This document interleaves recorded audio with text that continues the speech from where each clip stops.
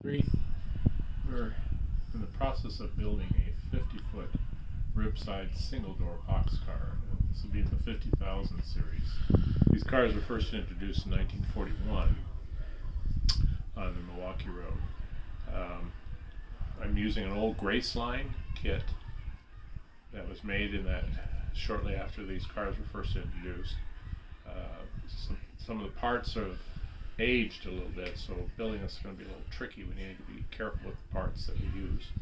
Some of the parts I have already encountered in the sub framework are not fit to be used, so we've disposed of those and got new pieces of wood and or glued them together in a way that keeps the boards from warping. We've also nailed parts of it together. The Graceline paper sides are in good shape, so they couldn't be used, but we have to be very careful when we cut them, and even more careful when we glue them to the body side. Once we get all this done, then we can begin to proceed with some of the underframe work, which will be a little bit more complicated. The underframe parts the Graceline used were okay, but they have some shortcomings, which I may decide to change the entire structure of the underside of the car to come a little more closely to what would have been the assembly practices used at that time. The Graceline used an elongated form of the Aethern metal beam that went across the car, which is not quite accurate for these particular cars.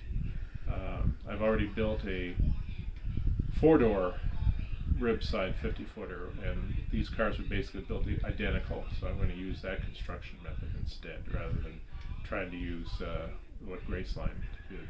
But the car, it'll take a little time. This is going to be a project that's going to take about 6 to 8 weeks from beginning to end.